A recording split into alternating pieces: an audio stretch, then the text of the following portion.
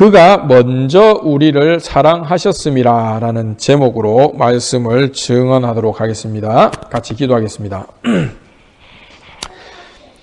하나님 아버지, 이제 우리가 하나님의 말씀을 듣습니다. 우리의 죄와 어리석음을 이 시간 물리쳐 주시고 말씀을 듣고 깨닫도록 성령님이 우리 마음을 밝혀 주시옵소서. 우리가 말씀을 들을 때 우리 소망을 피조물이 아니라 오직 그리스도께 두게 하소서. 예수님의 이름으로 기도드립니다. 아멘. 우리는 주중에 신명기 15장 오늘 우리가 읽었던 그 전반부를 읽었습니다. 오늘은 이 내용을 바탕으로 함께 묵상을 하고자 합니다. 오늘 우리가 교독한 본문은 크게 보면은 면제년, 그러니까 빚을 이렇게 탕감해 준다. 탕감해 주는 어떤 해, 년, 그건 이제 면제년이라고 번역을 우리나라 말에서는 그렇게 했는데, 조금 이제 그 일종의 뭐라고 합니까? 히브리 말을 조금 더 살려서 번역을 하면은, 영어에는 이제 그렇게 릴리스라고 되어 있는데, 그게 뭐 놔준다는 거예요. 빚도 이렇게 훅 놔주고, 빚이 없어지면 그 사람 또 이렇게 종으로 이렇게 지내다가도 빚 때문에 이렇게 훅 놔주는 일종의 그런 뉘앙스가 있습니다. 그래서 우리나라 말에 이제 면제하다, 탕감하다 이러면 약간 이 산자어라서 그런 게 덜 느껴지는데, 근데 이 면제년이라는 것은 그런 뉘앙스가 있다는, 그런 어떤 느낌이 있다는 것을 우리가 생각을 하면서 한번 오늘 또 함께 묵상을 했으면 좋겠습니다. 그래서 이제 크게 보면 이제 면제년에 대한 내용과, 그리고 어떻습니까? 종을 자유롭게 하는 내용에 대해서 명령을 하고 있어요. 그래서 사실 이 부분이 이제 성경 전체를 봐서도 굉장히 중요한 근본적이고 핵심적인 이야기를 하는 부분입니다. 사실은 하는 부분이죠. 그 뭐 읽어보면 이거 뭐 면제년 하고 뭐 종 이야기 뭐 이런 건데, 이게 왜 이제 핵심적인 이야기냐, 우리가 이것을 한번 생각을 염두에 두고 같이 보도록 하겠습니다. 그래서 오늘 읽었던 이 15장 1절부터 18절에 있는 이 내용 전체의 아래에 근본이 되는, 기본이 되는 것은 바로 뭡니까? 하나님이 우리를 속량해 주셨다. 우리 빚을 탕감해 주셨다라는 사실이죠.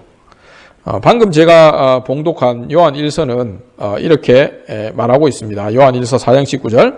우리가 사랑하면 그가 먼저 우리를 사랑하셨습니다. 이렇게 되어 있어요.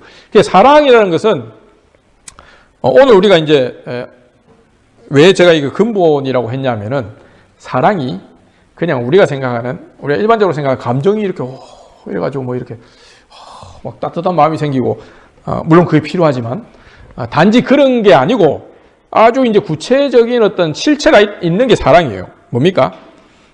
먼저 사랑하셨다라는 것은 먼저 하나님께서 뭔가 내어주고, 뭔가 이렇게 채워주고, 뭔가 준 게 있다라는 거예요. 준 게 있다라는 거. 성경에서 말하는 사랑은 항상 구체적입니다. 뭐 이렇게 감정적인 게 아니고 뭔가 왔다 갔다 하는 게 있는 게 사랑이라는 거죠. 말로 때우는 게 아니다라는 것을 저번에도 이야기했지만 항상 중요합니다, 이게. 그래서 이게 이제 우리가 기본적으로 명심하고 이제 넘어가야 될 부분인데요. 이제 하나님께서 먼저 사랑하셨다라는 것의 이야기입니다, 사실은. 오늘 이 신명기 읽은 게. 이제 신약이고 구약이지만 그 전혀 표현들이 다르고 내용이 다른 것 같지만 똑같은 내용이에요, 사실. 15장 우리가 교독한 순서대로 차근차근 한번 살펴봅시다. 우선 1절을 보면은 면제라는 말이 나오죠. 매 7년 끝에 면제하라. 그래서 여기서 면제는 쉽게 말하면 아까 말씀드렸듯이 이제 빚이 있으면은 놔줘라. 이렇게 빚을 이렇게 쥐고 있지 말고 이렇게 확 놔버려라. 탕감해줘라, 이런 말이죠. 그런데 매 7년 끝에 면제하라고 말씀하시고 있습니다. 그래서 이제 7회를 지내고 바로 그 7회 마지막에, 7째 날 마지막 해는 그때는 이제 빚을 다 탕감해 버린 거예요. 그래서 이제 7이라는 숫자는 성경에서 소위 완전수라고 불리죠. 완성을 나타내는 뜻인데, 하나님은 세상을 6일 동안 창조하시고 마지막 7일째는 쉬셨어요. 그래서 창세기 2장 1절에 천지와 만물이 다 이루어지니라 이렇게 이야기 해놓고 다 이루어졌는데 갑자기 또 하나님이 하루를 더 이렇게 뭘 하신단 말이죠. 그가 하시던 일을 7째 날에 마치시니 그가 하시던 모든 일을 그치고 7째 날에 안식하시니라. 그러니까 6일까지만 해도 되는데 7일날 안식한 거를 굳이 한 날로 잡으셨단 말이에요. 그 일을 안 했으면은 그 날이 없는 거잖아요, 사실은. 맞잖아요. 말이 좀 이상한데. 우리가 달력에 이제 날짜가 우리는 찍혀 있어서 그랬지. 사실은 예를 들면 우리가 회사에 안 나가고 집에서 쉬면은 그 회사에서 근무하는 날이 없는 거잖아요, 사실은. 일종의. 그래서 사실은 이게 하나님께 일을 마쳤으면은 그 다음에 뭐 굳이 날이라는 것은 일하는 시간이다. 단지 이렇게만 생각하면은 어떻습니까? 이 7째 날을 굳이 날이라고 잡을 이유가 없죠. 근거도 없고. 날이라는 것은 일하는 게 날이라면은 하나님이 일하시는 시간이 날이라는 것의 정의라면은 이 7째 날이라는 것은 말도 안 되는 이야기죠. 근데 하나님이 떡하니 7째 날을 쉰다 하면서 날을 떡 만들어 놨단 말이에요. 7째 날에 안식하시니라. 2장 3절에 보면 창세기 하나님이 그 7째 날을 복되게 하사 그 7째 날을 복되게 하셨어요. 오히려 거룩하게 하셨으니 딴 날하고 구별하셨단 말이에요. 거룩하게. 나머지 6일하고 구별하셨단 말이죠. 이는 하나님이 그 창조하시며 만드시던 모든 일을 마치시고 그날에 안식하셨음이니라. 이렇게 되어 있습니다. 하나님이 안식한 이 날은 단지 일을 하지 않은 날이라고 말할 수가 없습니다. 단지 그냥 하루 쉬었다. 그러니까 일 중심으로 그렇게 단지 생각하기에는 약간의 어폐가 있다는 거죠. 일을 중심으로 본다면 아까도 말씀드렸듯이 6일만 날로 치고 일을 하지 않은 날은 아무것도 아니겠지만 창조의 7일은 안식일이 중심입니다. 안식일을 복되게 하고 거룩하게 했었다 하잖아요.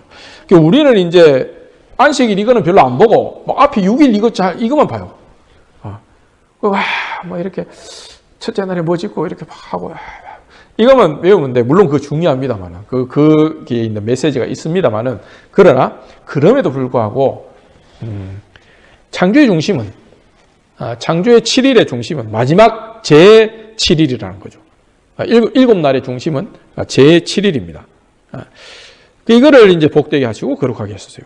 안식, 즉 일을 하지 않음, 이것이 나머지 일한 것 전체를 어떻게 보면 장악하고 있는 것이죠.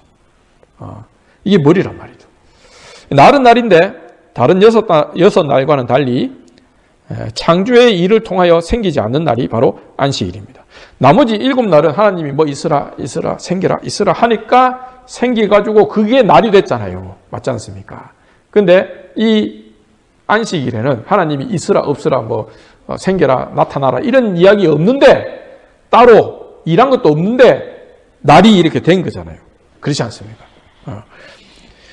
그러니까 창조의 일을 통하여 생기지 않은 날이 바로 안식일입니다.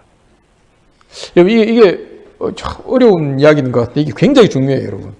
이게 나중에 우리가 또 히브리서도 이야기를 좀 할 건데, 그래서 이게 창조에 속하지 일을 통하여 생기지 않은 날, 이게 안식일이죠. 이렇게 하나님이 안식일을 제정하심으로써 우리에게 알리시는 바는 가르쳐 주시는 것은 뭡니까? 뭐예요? 뭡니까?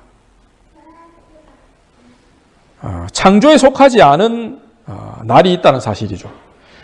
만물이 6날 중에 하루에 속하지만 이 6날에 속하지 않은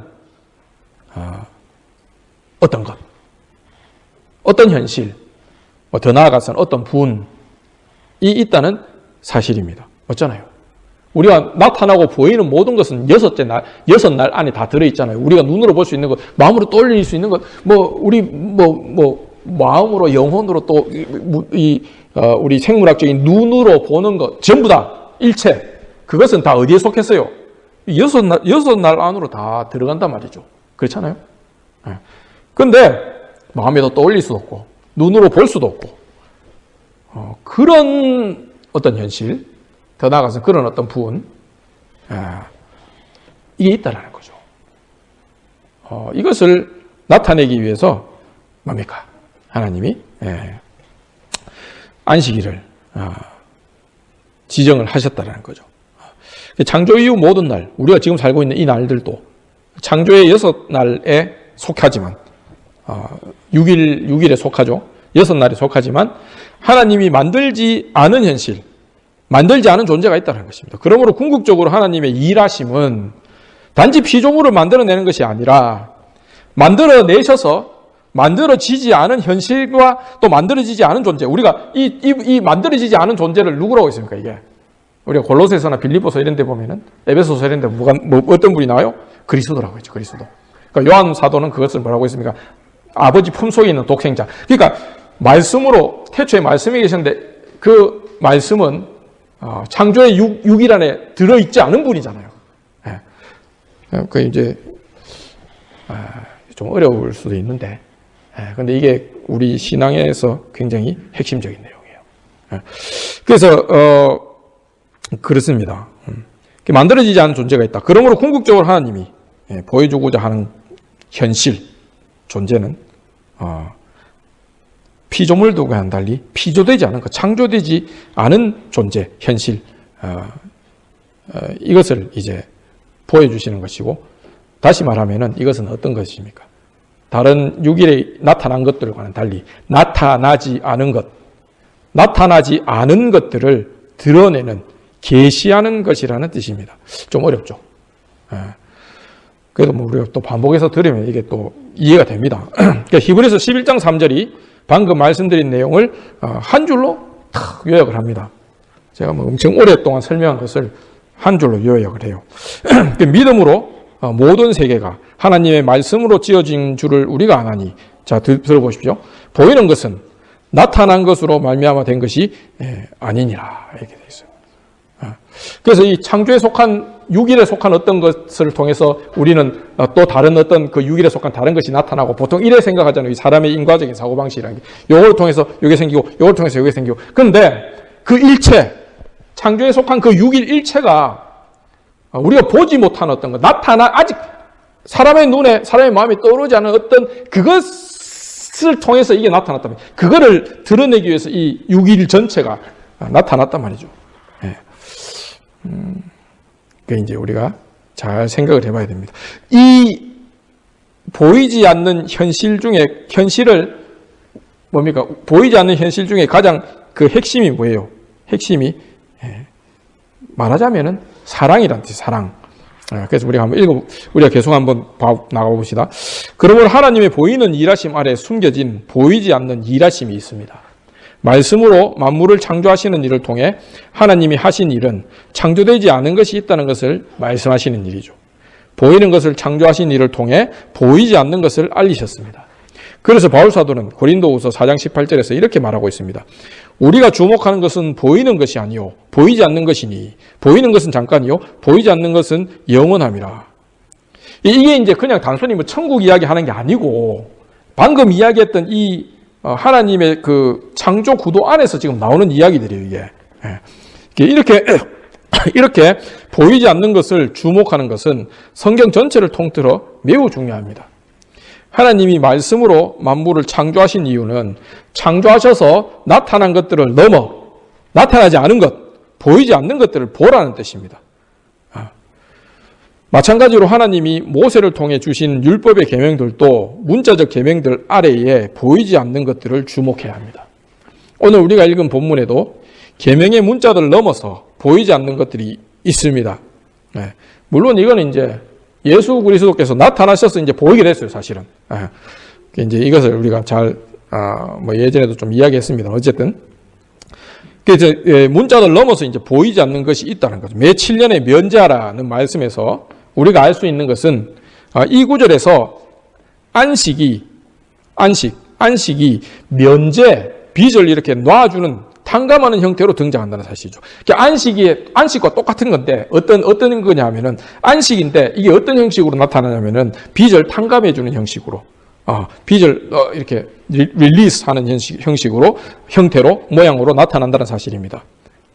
받을 빚이 있어도 7년 끝에는 무조건 그 빚을 놔주라, 탕감해주라는 말이죠. 여기서 우리에게 이런 물음이 생깁니다. 받을 빚이 여전히 남았는데 그걸 면제해주라고 하는 것은 불의한 것 아니냐, 옳지 않지 않느냐 라고 우리가 물어볼 수 있죠. 그렇지 않습니다. 이게 이 본문이 말하고자 하는 것은 꾸어준 것을 받는 것이 불의하다는 게 아니죠. 꾸어준 만큼 되돌려받는 것은 정당한 행위임을 분명히 전제하고 이런 이야기를 하는 것입니다. 그러니까는 우리가 자칫 잘못하면 성경을 이렇게 이상하게 뒤틀어서 읽을 가능성이 있어요. 성경은 무조건 공짜 좋아하고 이렇게 일하지 않고 무조건 이렇게 받아내고 그래서 그 당연하게 생각하고 이런 어떤 배째라 라이프 스타일을 성경에서 지지하는 게 아닙니다, 여러분. 그것을 우리가 분명히 알아야 됩니다. 꾸어준 만큼 되돌려받고 이런 게 정당하고 받은 대로 받고 이런 게 정당하다, 의롭다는 현실 아래에서 그 토대 위에서 지금 하는 이야기들이다, 이게. 물론 하나님의 은혜는 공짜의 모습으로 나타나죠. 우리가 예전에 봤습니다. 로마서 4장 6절에 뭐라고 되어 있습니까? 일한 것이 없이 하나님께 의로 여기심을 받는 사람의 복에 대하여 다윗이 말한 바 이렇게 되어 있죠. 그러나 분명히 이렇게 어떻게 보면 공짜의 모습, 무상의 모습으로 나타나는데 그러나 은혜가 은혜되기 위해서 하나님은 뭘 하셨다고 했습니까? 자기 독생자를 내어주셨죠. 요한복음 3장 16절. 하나님이 세상을 이처럼 사랑하사 아이고 내가 너희를 사랑한다 이렇게 하신 게 아니고 독생자를 주셨으니 이는 그를 믿는 자마다 멸망하지 않고 영생을 얻게 하려 하심이라. 하나님이 세상을 이처럼 사랑했는데 뭐를 지불하셨습니까? 독생자라는 자기 아들, 가장 소중한 이 생명을 어떻게 보면 내어주셨다, 지불하신 거잖아요.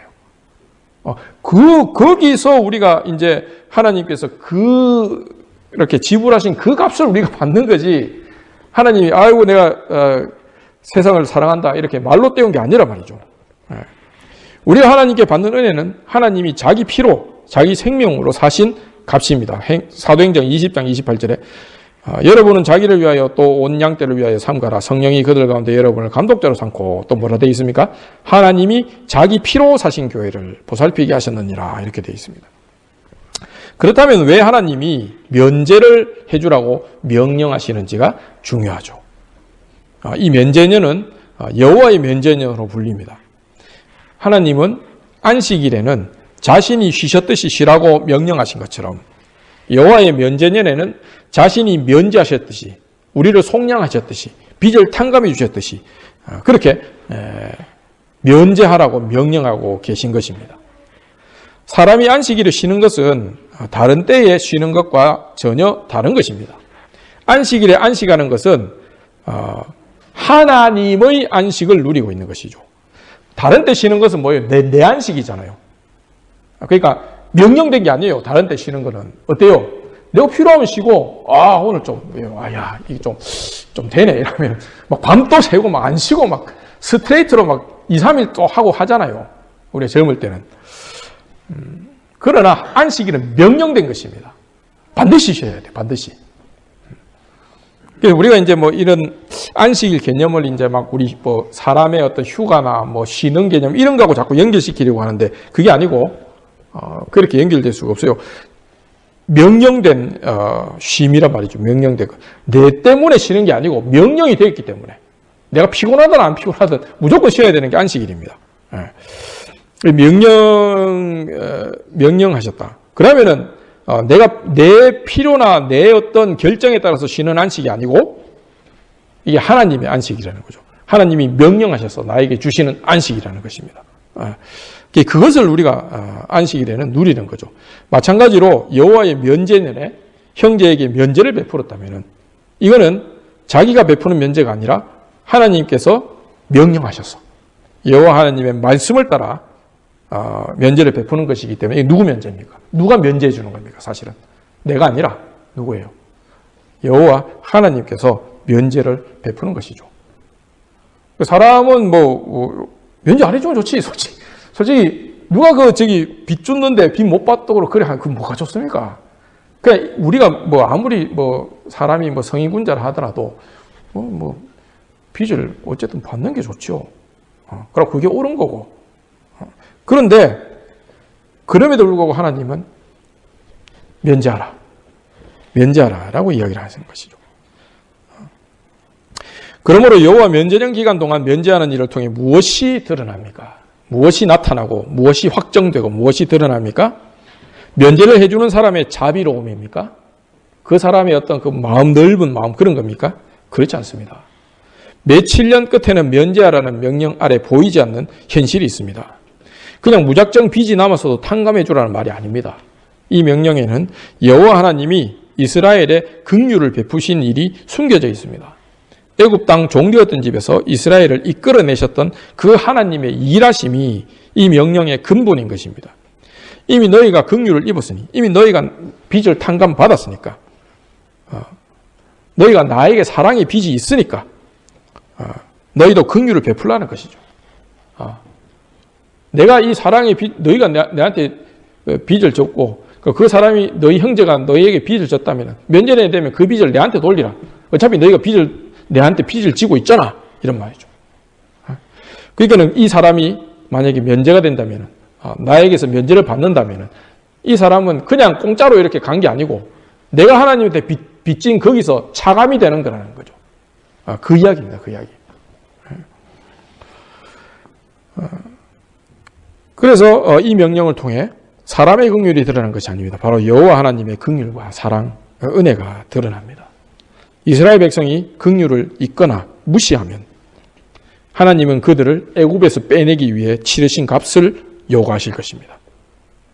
그때 하나님은 그들의 체주, 빚쟁이로 나타나실 것입니다. 긍휼 없는 심판을 하실 거란 말이죠. 7년마다 면제년은 돌아옵니다. 7년의 세월을 생각해 보면 이 기간 동안 꾸기도 하고 꾸어주기도 하는 현실을 살아가는데 이게 뭐 가나안에서도 같은 현실이겠죠.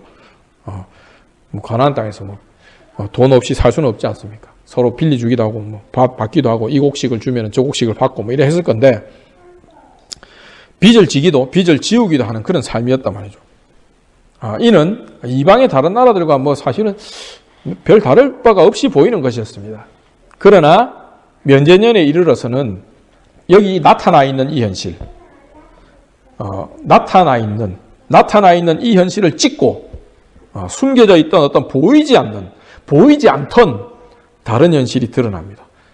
give and take, 내가 빚을 있으면 빚을 갖고 빚을 받을 거 있으면 빚을 받아오고 이런 어떤 보이는 현실, 이것을 찢어버리고 나타나는 어떤 다른 현실이 있다는 것이죠. 무엇입니까?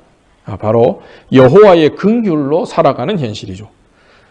사실 내가 빚도 지고 빚을 주기도 하고 갚기도 하고 하면서 사는 것 같았는데 내 삶의 밑바닥이 내 삶을 지탱하고 있는 것이 여호와 하나님의 긍휼이었구나 하는 그 진짜 리얼리티, 진짜 현실, 이게 나타나는 것입니다. 이 현실이 사실은 가나안의 실상인 것입니다. 내가 이 사람한테 빚쟁이가 되고 혹은 내가 빚을 주고 이래가 우리끼리 서로 빚지고 빚을 받고 이런 또 빚쟁이가 됐다가 체조가 됐다가 이래 사는 것 같지만은 사실은 너나 나나 이스라엘의 모든 사람이 여호와의 긍휼을 입어서 여호와께 사랑의 빚을 지고 이 가나안 땅에 살고 있고 그것이 우리 삶의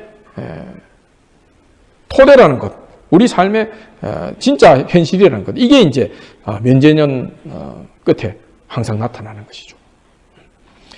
그 가나안을 유업으로 받은 자는 바로 여호와의 긍휼이라는 이 실상을 자신의 현실로 삼아서 살아가는 사람입니다. 가나안에서 모든 남은 빚은 여호와의 긍휼이 청산합니다. 그런데 이와 같은 면제년의 계명은 경제 원리를 정면으로 거스르는 것이라고 할 수 있습니다. 첫 해나 둘째 해 정도에 빌려준다면야 남은 5, 6년 동안 빚을 받을 수 있지만 우리가 주중에도 묵상했고 했지, 또 오늘 우리 신명기에도 나오지만은 예를 들면은 아까 신명기 우리 읽었듯이 예를 들면은 제 7년 7째 년에 내가 빚을 준다면은 이게 제대로 받지도 못하고 면제줘야 할 경우도 생길 수가 있다는 것이죠.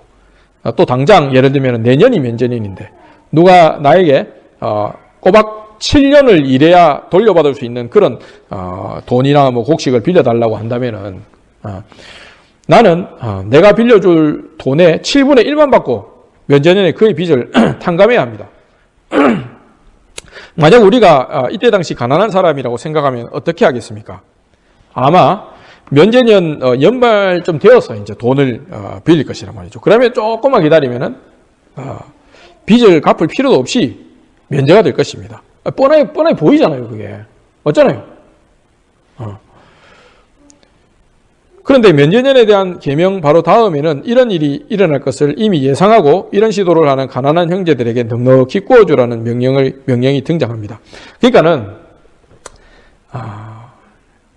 이게 분명히 조금만 있으면 면제년이 연말인데 이런 생각이 든단 말이죠.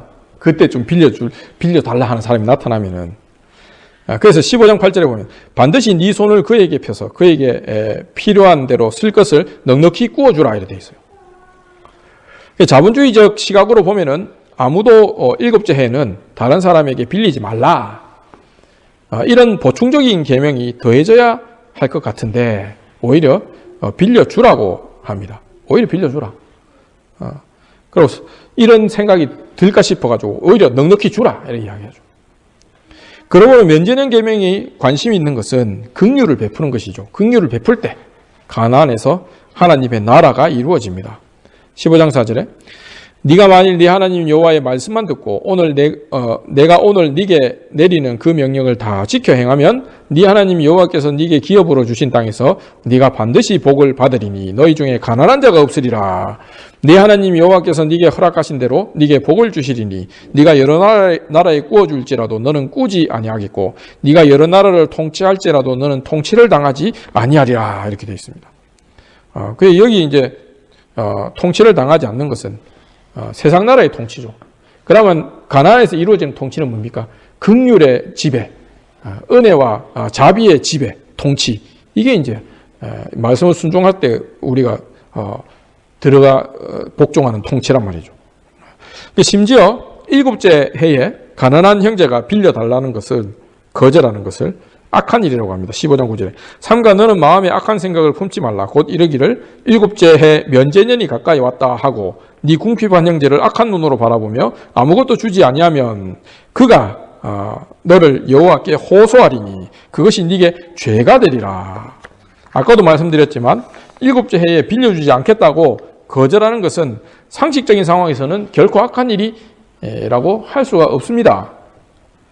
물론 이 말은 절박하게 가난하지도 않으면서 돈놀이를 하려고 일부러 면제는 다 되어서 거금을 빌리는 사람에게조차 거절하면 안 된다는 뜻은 아닐 것입니다.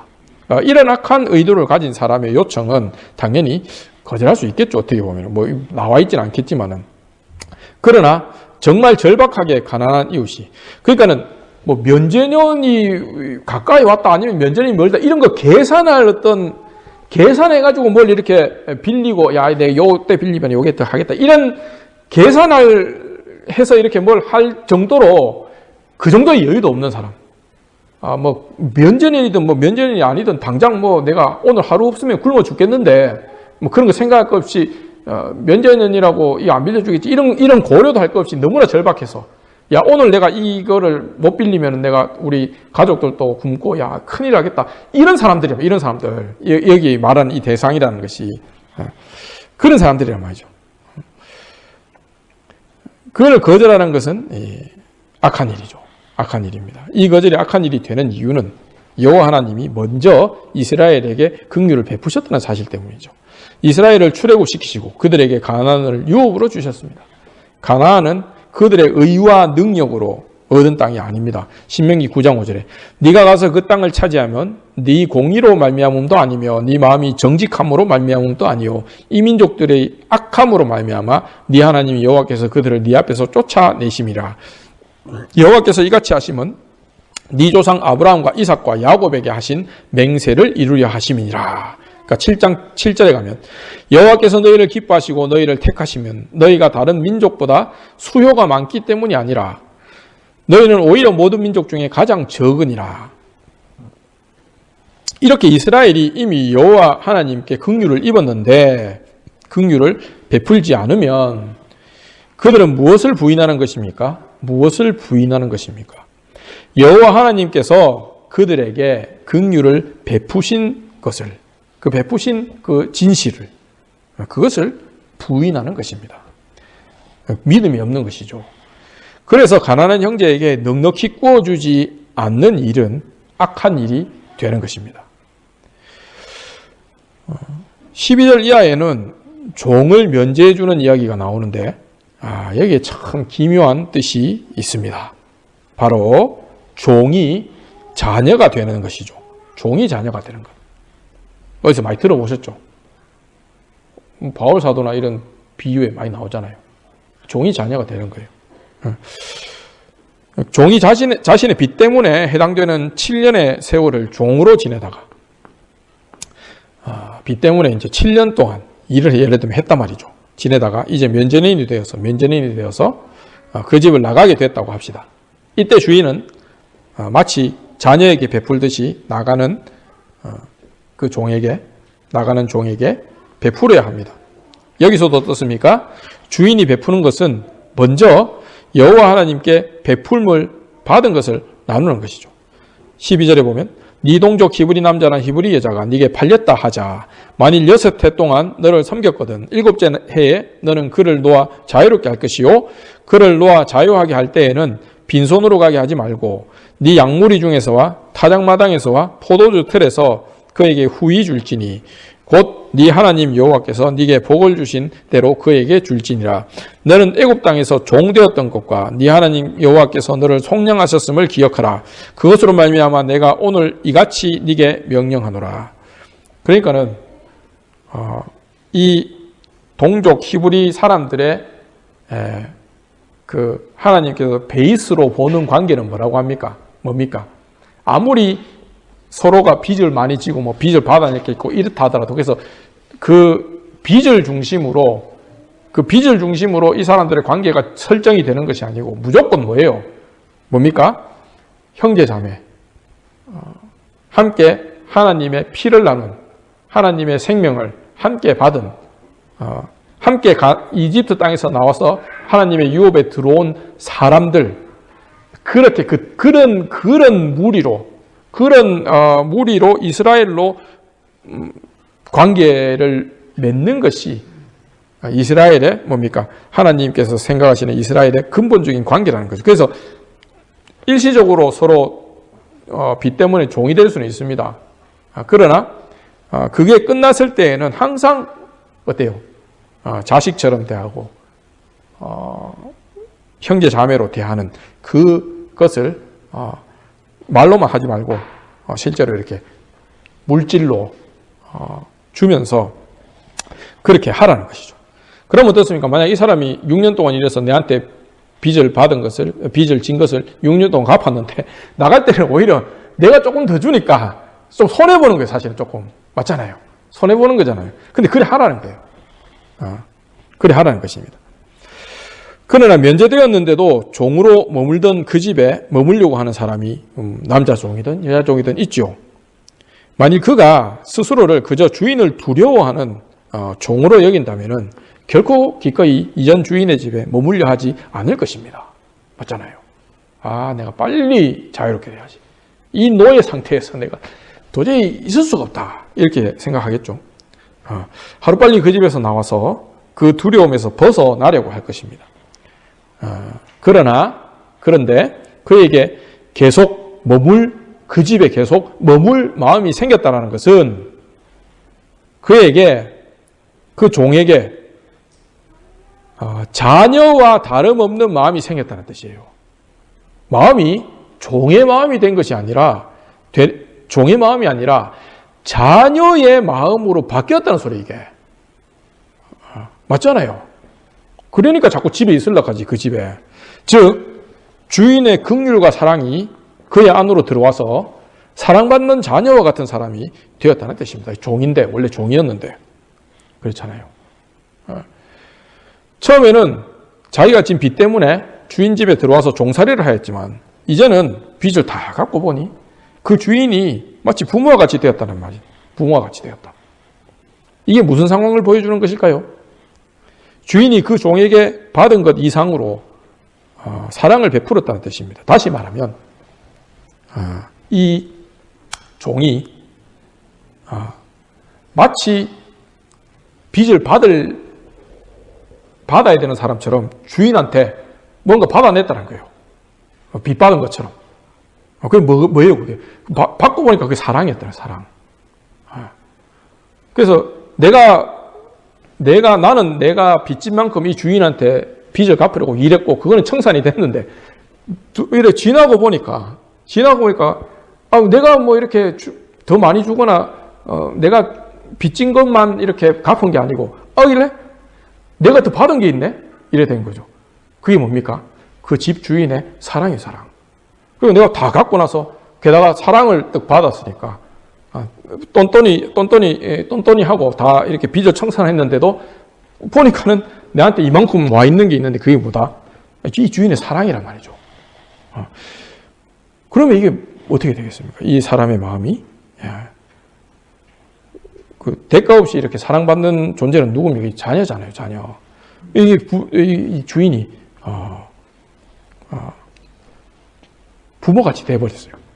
이건 무슨 상황을 보여주는 것입니까? 주인이 그 종에게 받은 것 이상으로 사랑을 베풀었다는 것이죠. 그 종은 자기 빚을 갚는다고 주인 집에서 열심히 일했는데 지나고 보니까 아까도 말씀드린 대로 갚은 것보다 더 많은 것을 받은 것을 깨닫게 된 것입니다. 말하자면 사랑을 받은 것이고 은혜를 입은 것이죠. 그래서 그의 마음에도 사랑이 생겼습니다. 16절부터 제가 읽어보겠습니다. 종이 만일 너와 네 집을 사랑함으로 너와 동거하기를 좋게 여겨 네게 향하여 내가 주인을 떠나지 아니하겠노라 하거든 송곳을 가져다가 그의 귀를 문에 대고 뚫으라. 그리하면 그가 영구히 네 종이 되리라. 네 여종에게도 그같이 할지니라. 이렇게 되어 있습니다. 이 영원히 종이 된다는 말은 그냥 듣기에는 앞이 캄캄하고 낙담되는 말이지만 영원히 종이 되는 운명조차 기쁨으로 받아들인 사람은 어떤 사람입니까? 그 집을 자기 집처럼 사랑하는 사람입니다. 즉 그에게 임한 사랑이 종의 자리조차 삼키고 이겨버린 사람이죠.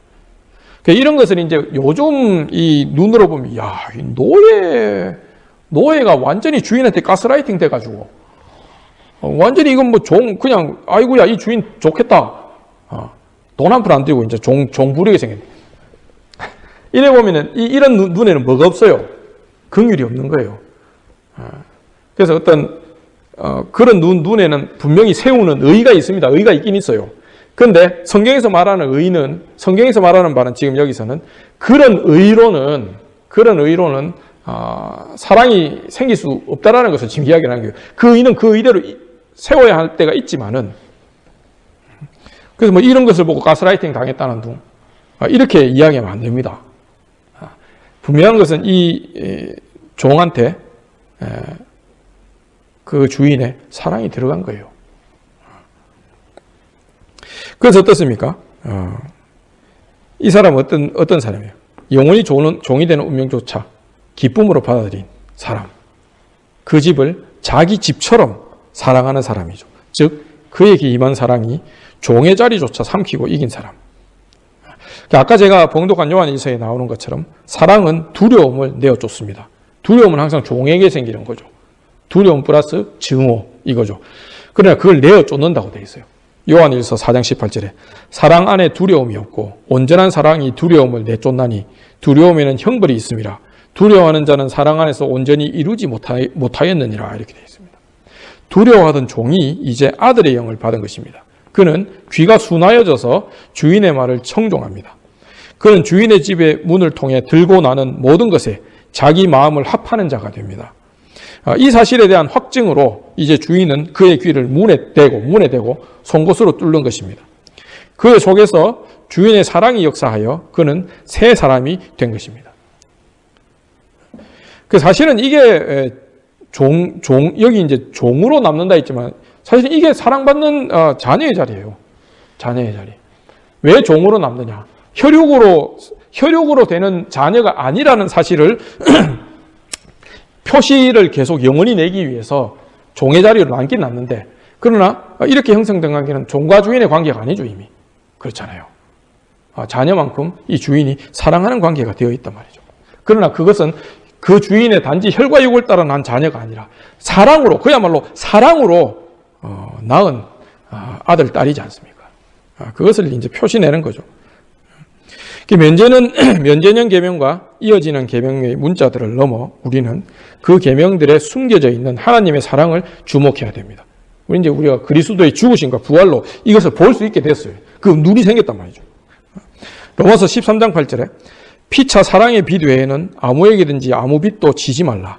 남을 사랑하는 자는 율법을 다 이루었느니라. 여기 나오죠. 바울사도가 이 사랑의 빛이라는 게 이거. 방금 이야기했던 이런 거란 말이죠. 사랑의 빛 외에는 아무 빛도 남에게 지지 마라. 빚지는 거 이게 좋은 게 아니에요. 그러고 빚 전화놓고 공짜로 꿀꺽하면서 당연히 받을 거 받았지 이래 하는 것도 이거는 불의하다. 그러나 어떻습니까? 긍휼을 베풀라 라는 것이 하나님의 뜻입니다. 하나님께서 먼저 사랑하지 않으셨다면 이 계명들은 그저 우리에게 무거운 짐일 뿐이에요. 어떻게? 뭘 면제네, 받을 거 받아야지. 그걸 다 주버리, 면제하라고 하고. 이게 뭔 소리야, 이게? 왜 이런 생각이 듭니까? 내가 받은 게 없거든요. 내가 받은 게 없으니까 그런 아까운 생각이 들고, 주기가 불가능하죠. 그러나 정말 내 안에 하나님의 사랑이 흘러 넘친다면, 거기서 이 사람이 받은 것을 차감하면 되는 것입니다. 그런 하나님께서 우리를 먼저 사랑하셨고 우리는 그 사랑 안에 살고 있다는 사실을 우리는 항상 기억해야 됩니다. 우리가 그 사랑 안에 살아갈 때 우리는 서로 사랑하게 됩니다. 하나님의 사랑 안에 거하는 사람은 하나님 안에 거하고 하나님도 그의 안에 거합니다. 하나님의 사랑은 우리가 그저 하나님은 사랑이다. 그렇다. 정말 좋은 분이다. 아이고 할렐루야 하나님. 이렇게 말만 해서는 사랑이 온전히 이루어지지 않습니다. 우리가 마치 하나님의 사랑을 우리의 어떤 그 감정적인 상태나 이런 데 이렇게 실어놓고 업되면 이렇게 좋다 하고 좀 그게 생활도 좀 힘들고 그러면 또 이게 쑥 소그라들고 그래서 그러면 이제 항상 뭘 그리하게 돼요? 내가 하나님의 첫사랑 때 내가 너무 뜨거웠는데 이런 거 자꾸 생각하죠. 지금은 사실은 그만큼 감정이 올라오지 않으니까 그래서 내가 신앙 쪽 생활도 잘 못하는 것 같고 다시 이걸 내야 되겠는데 근데 그렇지 않습니다, 여러분. 항상 정말 말이 아니라 그런 어떤 실체 없는 것이 아니라 구체적으로 하나님께서 우리에게 베푸시고 주시고 허락하신 허락하신 분 이것을 우리가 잡고 있다면 우리의 감정과 상관없이 우리의 어떤 그 상황과 상관없이 현실과 상관없이 우리 안에 저 밑에 우리의 현실을 구성하고 우리의 참된 기쁨의 근원이 되는 그 근원은 마르지 않습니다. 마르지 않습니다. 하나님의 먼저 사랑하심을 알고 우리도 서로 사랑할 때 사랑은 온전히 이루어집니다. 이럴 때라야 우리는 심판날에 담대해질 수 있습니다. 하나님 앞에서. 하나님의 먼저 사랑하심을 따라 서로 사랑하면서 하나님의 사랑 안에 거하는 우리 교회가 되기를 간절히 축원합니다.